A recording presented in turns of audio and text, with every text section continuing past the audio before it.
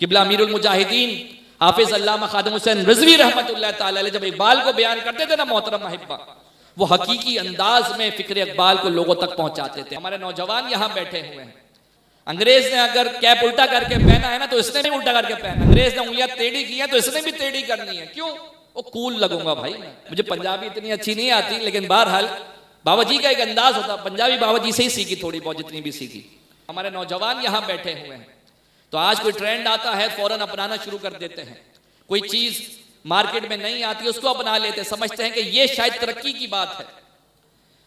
आज आप यूनिवर्सिटी चले जाएं, किसी यूनिवर्सिटी में आपको वो ट्रेंड, वो फैशन नजर आएगा कि जो सोशल मीडिया पे कि जो वेस्ट से आ रहा हो। वेस्ट ने, अंग्रेज ने अगर कपड़े आधे पहने तो इसने भी आधे पहनने हैं। अंग्रेज ने अगर कैप उल्टा करके पहना है ना तो इसने भी उल्टा करके पहना, अंग्रेज ने उंगलियां टेढ़ी की हैं तो इसने भी टेढ़ी करनी है। क्यों? वो कूल लगूंगा भाई मैं, और मैं सबसे बेहतरीन लगूंगा। लेकिन याद रखिए ये अंदाज मुसलमानी नहीं है। अंदाज मुसलमानी क्या है? मुसलमान का जहन क्या होना चाहिए? किबला अमीरुल मुजाहिदीन हाफिज अल्लामा खादिम हुसैन रिजवी रहमतुल्लाह ताला अलैह जब इकबाल को बयान करते थे ना मोहतरम अहिब्बा, वो हकीकी अंदाज में फिक्र इकबाल को लोगों तक पहुंचाते थे। हमने इकबाल को इतना नहीं पढ़ा, हमने जो सुना, जो समझा, वो बाबा जी से ही सुना था। बाबा जी ने इकबाल उम्मत तक पहुंचाया, इकबाल की फिक्र उम्मत तक पहुंचाई।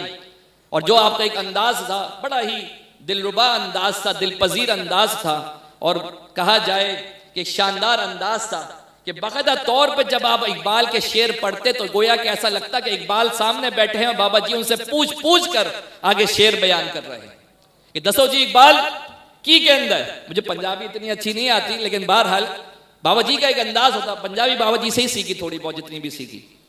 तो बाबा जी का ही अंदाज, हमारे दादा उस्ताद है, हमारे उस्ताद साहब किबला मुफ्ती अकमल साहब, आपके उस्ताद साहब किबला अल्लामा हाफिज खादिम हुसैन रिजवी साहब, हमारे दादा उस्ताद। तो बाबा जी का अंदाज ये होता कि जब किसी ने कहा कि भाई मगरिब से हमारा नौजवान मुतासिर हो रहा है तो इसका क्या जवाब होगा, बाबा जी अपनी बात नहीं करते, बाबा जी इकबाल की तरफ मुतवज्जो है। इकबाल तुसी दसो, और दसो जी मर्द कलंदर की के अंदर कि अगर कोई नौजवान मगरिब से मुतासिर हो जाता है, तुम तो मगरिब में रह के आए हो ना, विलायत के तुम्हारे भी बड़े चक्कर लगे हैं, बताओ क्या इस बारे में तुम कहते हो। तो इकबाल कहता है कि खीरा ना कर सका मुझे जलवाए दानिश फरंग, सुरमा है मेरी आंख का खाके मदीना ओ नजफ। यानी ये जो मगरिब है ना, ये वेस्ट से, इससे मुझे कोई मुतासिर नहीं किया।